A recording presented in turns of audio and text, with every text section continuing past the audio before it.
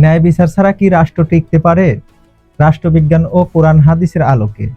প্রিয় দর্শক, আজকের আলোচনার শুরুতেই একটি গুরুত্বপূর্ণ প্রশ্ন।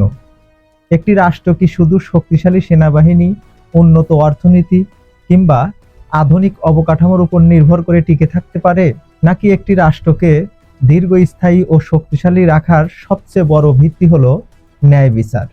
রাষ্ট্রবিজ্ঞানের ইতিহাস আমাদের বলে, একটি রাষ্ট্রের স্থায়িত্ব শুধু ক্ষমতার উপর নির্ভর করে না, বরং ন্যায় বিচার, আইনের শাসন এবং জনগণের আস্থার উপর নির্ভর করে। যখন একটি রাষ্ট্রে আইন সবার জন্য সমানভাবে প্রয়োগ হয়, তখন মানুষ রাষ্ট্রের প্রতি আস্থা রাখে। কিন্তু যখন বিচারের বৈষম্য দেখায়, ক্ষমতাবান আইনের ঊর্ধ্বে চলে যায় এবং দুর্বলরা ন্যায় বিচার থেকে বঞ্চিত হয়, তখন রাষ্ট্রের ভিত ধীরে ধীরে দুর্বল হতে শুরু করে। রাষ্ট্রবিজ্ঞানের গবেষণায় দেখা যায়, ন্যায় বিচার শুধু আদালতের বিষয় নয়, এটি অর্থনীতি, প্রশাসন, বিনিয়োগ, সামাজিক স্থিতিশীলতা এবং জাতীয় ঐক্যের সঙ্গে গভীরভাবে সম্পর্কিত। যেখানে ন্যায় বিচার প্রতিষ্ঠিত হয়, সেখানে নাগরিকরা নিরাপদ বোধ করেন, বিনিয়োগ বাড়ে, দুর্নীতি কমে এবং রাষ্ট্রের প্রতি জনগণের বিশ্বাস শক্তিশালী হয়। এবার আসি ইসলামের দৃষ্টিভঙ্গিতে। আল্লাহ তাআলা পবিত্র কোরআনে ইরশাদ করেন, নিশ্চয়ই আল্লাহ তোমাদের নির্দেশ দেন, তোমরা আমানত তার হকদারের কাছে পৌঁছে দাও। আর যখন মানুষের মধ্যে বিচার করবে, তখন ন্যায় বিচারের সঙ্গে বিচার করবে। সূরা আন-নিসা আয়াত ৫৮।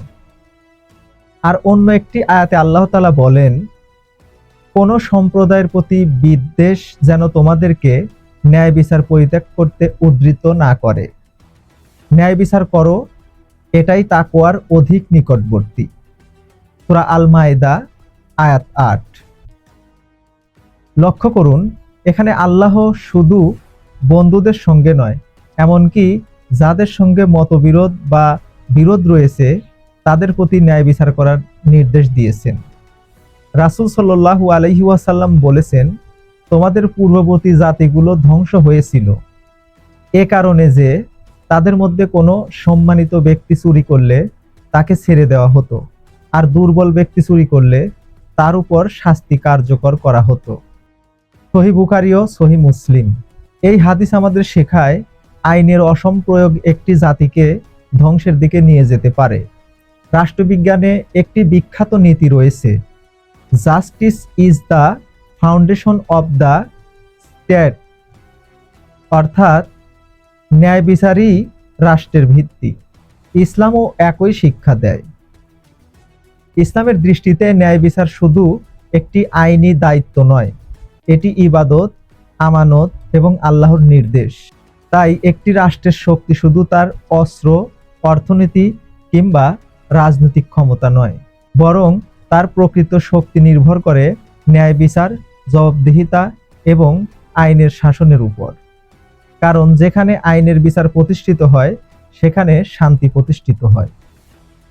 আর যেখানে অন্যায় বৃদ্ধি পায়, সেখানে অস্থিরতা, অবিশ্বাস এবং পতনের ঝুঁকিও বাড়তে থাকে।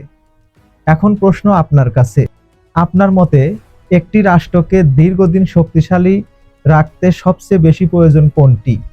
অর্থনৈতিক উন্নয়ন, সামরিক শক্তি, নাকি সবার জন্য সমান ন্যায় বিচার? আপনার মতামত কমেন্টে জানান। ভিডিওটি ভালো লাগলে লাইক, কমেন্ট এবং শেয়ার করতে ভুলবেন না। আল্লাহ হাফেজ। আসসালামু আলাইকুম ওয়া রাহমাতুল্লাহ।